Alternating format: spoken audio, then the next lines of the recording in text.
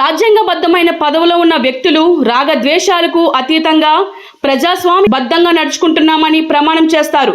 కానీ ముఖ్యమంత్రి స్వయంగా అధికార పార్టీకే పనిచేయాలని చెబుతున్నారు. దీనిపై సమాధానం చెప్పమంటే ముఖ్యమంత్రి మాట్లాడిన మాటలను వక్రీకరించారంటున్నారు. అదే నిజమైతే ముఖ్యమంత్రి చంద్రబాబు దీనిపై వివరణ ఇవ్వాలి. 3 రాజధానులు మా విధానం, 1,19,000 కోట్లు అమరావతి డెవలప్మెంట్ ప్లాన్ అన్నారు. గత ప్రభుత్వం 6,000 కోట్లు మాత్రమే ఖర్చు పెట్టింది. ఆ సందర్భంలో నేను అన్న మాటను ఇప్పుడు ఎందుకు అడుగుతున్నారు? బడ్జెట్తో దానికున్న సంబంధం ఏమిటి? అధికార పక్షం చర్చను డైవర్ట్ చేయడానికే ఈ అంశాన్ని తెరపైకి తెచ్చిందని బొత్స సత్యనారాయణ గారు శాసనమండలి విపక్ష నేత అన్నారు. దురదృష్టవశాత్తు ఇవాళ అధికార పార్టీకి సంబంధించిన సభ్యులు మాట్లాడినప్పుడు వాటికి సంబంధం లేకుండా, వాటికి ఏబిటి సంబంధం లేకుండా రాజకీయ కోణంలో రాజకీయ లబ్ధి కోసం వారు మాట్లాడిన సందర్భాన్ని కూడా చూశారు. ఎప్పుడో మేము అన్ని మాటల్ని, ఆ రోజు జరిగిన వాస్తవాల్ని అవి మాట్లాడారు. ఎస్, మేము దానికి కట్టుబడి ఉన్నామని కూడా చెప్తాం. అందులో భాగంగాన ఇప్పుడు సాక్షాత్తు ఉన్న మన ఈ శాసనసభని, ఈ సెక్రటరీ గురించి డిస్కషన్ వచ్చినప్పుడు గౌరవ మంత్రి ఆశ్చర్యంగా ఉంది. ఇది తాత్కాలికమని చెప్తే కాదు, ఎవరు చెప్పారు తాత్కాలికమని బుకాయించడానికి ప్రయత్నం చేస్తున్నారు. తాత్కాలికం కాదంట, కానీ నిన్నగాక మొన్న వచ్చి వాటికి మళ్ళీ టెండర్లు పెట్టడం అనేది అది ఎంతవరకు వాస్తవం ఆలోచించేయండి. సభా సాక్షిగా ఇవి తాత్కాలికం కాదని చెప్పిన మాటని ఒకసారి మీకు మళ్ళీ, అందుకే ఇక్కడికి వచ్చాను, లేకపోతే ఇక్కడ డిస్కషన్ జరిగింది కదా వెళ్ళిపోదామని అనుకున్నాం. కానీ మీ అందరూ మళ్ళీ ఒకసారి దాన్ని, వారికి క్లారిటీ లేదు, శాంటిటీ లేదు. ఏదో ఒకటి మాట్లాడి బుల్డో చేసుకుని వెళ్ళిపోవాలి అనే ఆలోచన తప్ప మనం జవాబుదారీతనం, ఈ రాష్ట్ర ప్రజానికి మా ఆన్సరబుల్, వాళ్ళకి వాస్తవాలు చెప్పవలసిన బాధ్యత మనకు ఉన్నది అని చెప్పాలి. ఇక రెండో విషయానికి వస్తే, సాక్షాత్తు ఈ రాష్ట్ర ముఖ్యమంత్రి, ఈ రోజున ముఖ్యమంత్రి గారు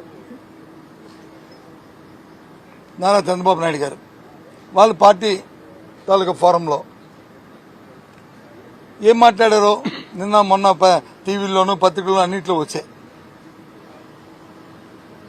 మరి సభలో మాట్లాడిన మంత్రులు వచ్చి నో అది కాదు, అది వాస్తవం అడిగాం. రాజ్యాంగబద్ధమైన వ్యక్తులు రాజ్యాంగబద్ధానికి రాగద్వేషాలకు అతీతంగా ప్రజాస్వామ్యబద్ధంగా ఆ భగవంతుడి మీద ప్రమాణం చేసి ప్రమాణస్వీకారం చేశాం. మనం సాక్షాత్తు ముఖ్యమంత్రి వ్యక్తే కాదు, ఒక అధికార పార్టీకే, తెలుగుదేశం పార్టీకే పనిచేయాలి అని ఆయన నోటి మాట చెప్పిన దాన్ని ఏంటిది అడిగితే అది కాదు, ఆయన మాటలు కాదు, వక్రీకరించారు. టీవీలో వచ్చినవన్నీ కూడా, సోషల్ మీడియా వచ్చినవి కూడా అసత్యాలు అని చెప్పారు. అయితే దాన్ని రికార్డెడ్గా చెప్పండి, లేదు మీ పార్టీ తరఫున వివరణ ఇవ్వండి, మీ పార్టీ తరఫున వివరణ ఇవ్వండి, లేదా ముఖ్యమంత్రి గారి కార్యాలయాన్ని స్పందించమనండి అని అడిగాం. దానికి సమాధానం లేదు. చెప్పిన మాట చెప్తారు, అది చెప్పరు. మేము సూటిగా అడుగుతున్నాం, ఒక రాజ్యాంగబద్ధమైన ఉన్న వ్యక్తి, ఒక ముఖ్యమంత్రిగా ఎన్నికైన వ్యక్తి ఇలాంటి మాటల్ని, నాకు తెలుసు స్వాతంత్రం వచ్చిన తర్వాత ఈ భారతదేశంలో ఏ ముఖ్యమంత్రి కూడా ఎవరు కూడా ఇలాంటి మాటలు మాట్లాడలే. ఇది భావ్యం కాదు. ఎందుకంటే లబ్ధిదారుడు అనేవాడు ఏ పార్టీ వాడు ఉంటాడు. ఒక ఇల్లు కావాలంటే లబ్ధిదారుడికి, లేదు ఒక పెన్షన్ కావాలంటే, లేదు ఒక అమ్మఒడి కావాలంటే, ఒక రైతు భరోసా కావాలంటే లబ్ధిదారుడు ఏముంటాడు. అది తెలుగుదేశమా, వైసీపీయా, లేదు కూటమా అని చూస్తే ఇది ఎక్కడ న్యాయమైనది? అన్నం చెప్తారు, అక్కడ చెప్తారు, ఇక్కడికి వచ్చి కాదంటారు. అందుకని మళ్ళీ మేము ముందుకు వచ్చాం. ఎందుకంటే మధ్యలో కొంత ఇంటరప్షన్ వచ్చింది, కొంత లైవ్ టెలికాస్ట్ ని టెక్నికల్ ప్రాబ్లంతో ఆగడం జరిగింది. కాబట్టి అందుకని మీ దగ్గరకు వచ్చి మళ్ళీ ఈ విషయాన్ని మాట్లాడడానికి ఇక్కడికి వచ్చాం. ఆ రోజు వాళ్ళు మాట్లాడుతున్న నేపథ్యంలో తాత్కాలిక భవనం 10,500 రూపాయలు ఈ భవనాన్ని కట్టారు. మరి ఇది ఎక్కడ, మరి దుర్వినియోగం కాదా, ఇది ప్రజాధనం దుర్వినియోగం కాదని అడిగాం. అడిగితే వైజాగ్లో రుషికొండ గురించి ఎత్తారు. మా రుషికొండలో బాత్రూమ్ 20 లక్షల రూపాయలు టబ్ వేశారు, 30 లక్షలతోనే వచ్చి కమోడ్ కట్టారు. ఇవన్నీ అధికార దుర్వినియోగం, ఇది అవినీతి జరిగింది అందులో అని చెప్పారు. ఒక సూటిగా ఒకటే మాట్లాడాం. ఋషికొండ కట్టడాల్లో కానీ అవినీతి జరిగితే, తప్పులు జరిగితే ఎందుకు ఆ కాంట్రాక్టర్ బిల్లు ఇచ్చారు, ఇవ్వాల్సిన సందర్భం ఏంటి అంటే మేము దానికి ఇవ్వలేదు ఇంకో దానికి ఇచ్చామని చెప్పారు. సరే ఇంకో దానికి ఇచ్చారు మీరు అంటున్నారు, నేనైతే దీనికి ఇచ్చారని అనుకుంటున్నాను. ఎందుకంటే నేను చూశాను ఆంధ్రపత్రికలో, అది ఆంధ్రజ్యోతిలో వచ్చింది కాబట్టి నేను చూసి నేను అంటున్నాను. కాదు, అవినీతి తప్పు జరిగింది, అవినీతి జరిగింది అంటున్నారు. ఎంక్వైరీ చేయండి, ఎంక్వైరీ చేయండి. తప్పు జరిగితే ఎంక్వైరీ చేయండి. ఎవడైతే తప్పు చేశాడో, ఎవరైతే 10 లక్షల రూపాయలది ₹1 లక్ష వచ్చి 30 లక్షలు కొన్నారో, ఎవరైతే అవినీతి చేశారో వాళ్ళ మీద శిక్షించండి. వాళ్ళు ప్రథమ పెట్టండి దోషులుగా. ఎవరు వద్దన్నారు? అడిగితే దానికి సమాధానం లేదు, దాన్ని దాటవేసే ధోరణి. ఈ రకంగా ఇవాళ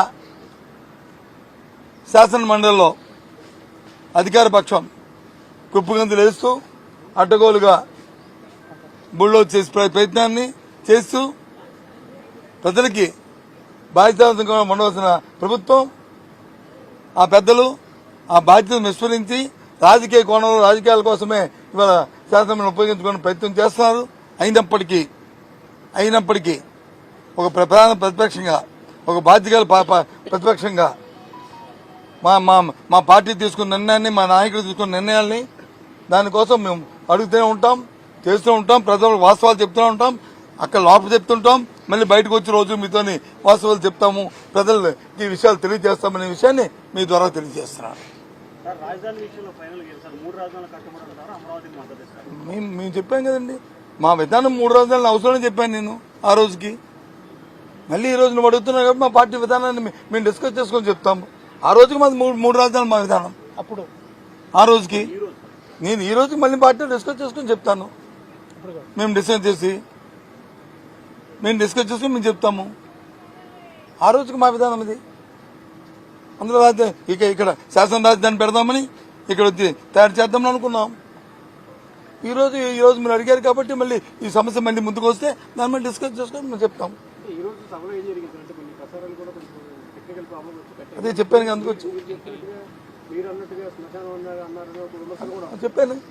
నేను ఆ రోజు కూడా 1,19,000 కోట్ల రూపాయలతో వచ్చి ఈ అమరావతి డెవలప్మెంట్ ప్లాన్ పెట్టారు. రోడ్లకి, సచివాలయానికి, అలాగే హైకోర్టుకి, అలాగే శాసనసభకి పెట్టారు. పెట్టి ఆ రోజుకి ప్రభుత్వం నేను ఛార్జ్ మున్సిపల్ అడ్మినిస్ట్రేషన్ మినిస్టర్గా సిఆర్డీ నేను ఛార్జ్ తీసుకున్నప్పటికీ 6,000 కోట్లు మాత్రమే ఖర్చు పెట్టారు. ఆ 6,000 కోట్లలో కూడా 2,000 కోట్లు వచ్చి బాండ్స్ రూపేనా, 2,000 కోట్లు వచ్చి స్టేట్ బడ్జెట్లోను, ఇంకో 2,000 కోట్లు వచ్చి బకాయిలు. అంతే ఆ రోజుకి ఆయన ఖర్చు. అది చూసాం. 1,18,000 కోట్లు ఈ 3 సంవత్సరాలు 6,000 కోట్లు ఖర్చు పెడితే ఇదంతా ఖర్చు అవ్వాలండి, ఇదంతా కట్టాలంటే ఇంకొక 5-6 సంవత్సరాలు పడుతుంది. అంటే దీనికి 3 లక్షలు 4 లక్షల కోట్లు కావాలి. మనకి అంత ఆర్థిక స్తోమత ఉందా మన ప్రభుత్వానికి అనేది ఆలోచన చేసుకొని డిస్కస్ చేసుకున్నప్పటికీ ఒక 6 నెలలు 8 నెలలు అయింది. అప్పటికి వచ్చి వాళ్ళు ఏదో చూడడానికి ఇటు వస్తా అన్నారు. వాళ్ళు వస్తాంటే చూసుకొని నాతో ఎవరో మీలాంటి పత్రికా సోదరుడు అడిగారు, నాకు ప్రెస్ కాన్ఫరెన్స్ ఇస్తాను. ఏం చూస్తారా ఇక్కడ ఏముందయ్యా చూడడానికి? వాళ్ళు ప్రభుత్వంలో 6,000 కోట్లు కూడా కనీసం ఖర్చు పెట్టి 1,19,000కి కనీసం ఒక 20-30,000 కూడా ఖర్చు పెట్టలేండి. 6,000 ఖర్చు పెట్టిన దానికి ఏం చూస్తుంది? ఇది మా సైడ్ ఉన్న నాన్ లాగా సామెతలాగా ఏముంది, వల్లగాల శ్మశానం లాగా ఉంది, ఇక్కడ ఏం చూస్తారా ఇల్లు వచ్చేది అని చెప్పాను. ఆ రోజు నేను అనలేదే, సందర్భాన్ని బట్టి ఆ మాట అన్నాను తప్ప నేను మొత్తాన్ని నేను శ్మశానం అనే ఉద్దేశం నాది కాదు. ఆ రోజు చెప్పాను, ఈ రోజు చెప్తాను, రేపు అది చెప్తాను. నా ఉద్దేశం అది కాదు, ఆ సందర్భం అది. అదే మళ్ళీ చెప్పాను. ఆ సందర్భం ఇప్పుడు ఎందుకు వచ్చింది? బడ్జెట్ దీనికి రిలేటెడ్ ఏంటి అంటే డైవర్ట్ చేయడానికే కదా. ఆ నేపథ్యంలో చెప్పాం.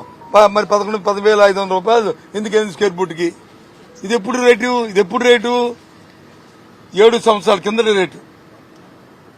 7 సంవత్సరాల కింద అంటే ఆ రోజుకి ఈ రోజుకి అంటే ఇవాళ అయితే 20,000 అవుద్ది.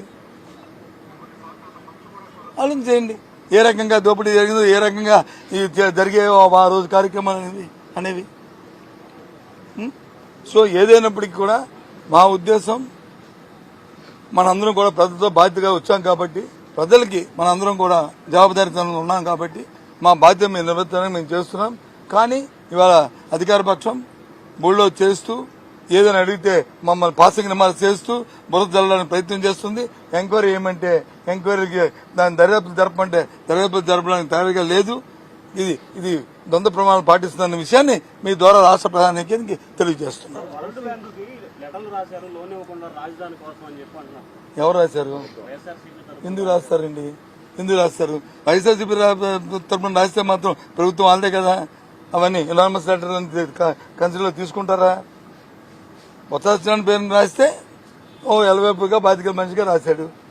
లేదు జగన్మోహన్ రెడ్డి గారి పేరు మీద రాస్తే ఒక ప్రతిపక్ష నాయకుడిగా రాశారు. ఎవరో రాస్తే వాటన్నింటినీ తీసుకోలేదు. మా లెటర్ మా పార్టీ విధానం ఇదేని చెప్పి అని రాస్తే తీసుకుంటారు. అది లేని దానికి ఇలాంటి పాత నిర్మాణాలు చేస్తూ దాన్ని బురదల్లడానికి ప్రయత్నం చేస్తే ఎలాగండి? చేతకాని వాడు అంటే ఆ మధ్యలో మా మధ్యలో బాగా వాయించలేదు, లేకపోతే నేను బాగా గెంతేవాడిని అంటారా? అలా ఉంది చూస్తే ఇది కరెక్ట్ కాదు కదా. హౌసింగ్ వ్యవహారంలో కూడా చర్చ జరిగింది. మీరు 5 ఏళ్లలో 30 లక్షల ఇళ్ల స్థలాలు ఇస్తే దాంట్లో కనీసం 6 లక్షలు కూడా కట్టలేదని మంత్రి పార్థసారథి కూడా కట్టమ్మా. ఆయన నోటితో చెప్పాడు 6,50,000 కట్టారు, 6,50,000 కట్టారు, ఇక మిగతా వచ్చి ఈ దశలో ఉన్నాయని ఆయన చెప్పాడు. అక్కడ జరిగిన చర్చ ఏంటంటే పార్థసారథి గారు వచ్చి వైసీపీ ఎమ్మెల్యేగా ఉన్నప్పుడు, ఆయన వైసీపీ ఎమ్మెల్యేగా ఉన్నప్పుడు 19, 20, 24 సంవత్సరంలో, అంతకుముందు 14, 19 ఉన్న కట్టి నీళ్ళకి వచ్చి బిల్లు ఇవ్వలేదు అనేది ఆయన తాలూకా ఆయన ఎత్తిన అలిగేషన్. దానికి మేమేం చెప్పామంటే మాకు తెలిసి మా నియోజకవర్గంలో ఆయన కూడా మంత్రి గారు ఎమ్మెల్యేగా ఉన్నప్పుడు శాంక్షన్ అయిన ఇంటికి అన్నిటికీ ఇచ్చారు. ఏదైతే కట్టేసి శాంక్షన్ అవ్వకుండా నాకు బిల్లు ఎవరైతే అడిగారో వాళ్ళకి మాత్రం ఆ రోజు ఇవ్వడానికి తయారు. ఎందుకంటే అదొక స్కామ్ కింద అయిపోతుంది కాబట్టి దానికి మాత్రం ఆపింది మాత్రం వాస్తవం మా నియోజకవర్గంలో కూడా జరిగాయి అనేది నీ నియోజకవర్గం జరిగింది. సారథి గారు ఒకసారి ఆలోచన చేయండి, చూడండి అని చెప్పాం. అది జరిగింది. ఓకేనా? పోలీసులు స్టేట్మెంట్ ఇచ్చారు. సజ్జల రామకృష్ణారెడ్డి నన్ను పవన్ కళ్యాణ్ వాళ్ళందరూ తిట్టమని స్టేట్మెంట్ ఇచ్చారని ఆయన. అయ్యో నా మాట ఏంటవా, వాళ్ళు పత్రికల్లో రాస్తారు, మీ టీవీలో చూపెడతారు, ఇలాంటి 2-3 టీవీల్లోనూ. దానికి సమాధానం చెప్పండి, ఏం చెప్తాను చెప్పు. ఆయన ఇచ్చిన స్టేట్మెంట్ కానీ లేదు ఆయన ఇచ్చినట్టుగా ఏ అధికారి, నేను అధికారి చెప్పను, ఓ పోలీస్ అధికారిని చెప్పను. ఇగో ఆయన ఇచ్చిన స్టేట్మెంట్ అధికార స్టేట్మెంట్ ABCD లేదు టీవీలో ఆయన తాలూకా అప్పుడు చెప్తాము. అంతేగాని చెప్పకుండా ఓలతో రాసుకొని దానికి ఆన్సర్ చేయమంటే ఎలా చేస్తామండి? ఇది ధర్మం. అది మీరు అడగకూడదు, మేము అలాంటి వాటికి మేము రెస్పాండ్ అవ్వకూడదు. ఎందుకంటే జరుగుతున్న పరిస్థితులు తెలుసు కాబట్టి మనకి ఏ విధంగా మ్యాన్పేట్ చేస్తున్నారో, ఏ విధంగా ఉన్నది లేనట్టు లేనిది ఉన్నట్లు ఏ విధంగా చూపెడతారో మనం చూస్తున్నాం కదా. దాన్ని ఎలా రెస్పాండ్ అవుతాం? ఓకే.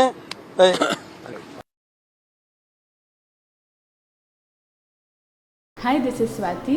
లైక్ చేయండి, షేర్ చేయండి, కమెంట్ చేయండి అండ్ సబ్స్క్రైబ్ చేయండి GRTV. Hi, this is Monica. Please like, share and subscribe GRTV.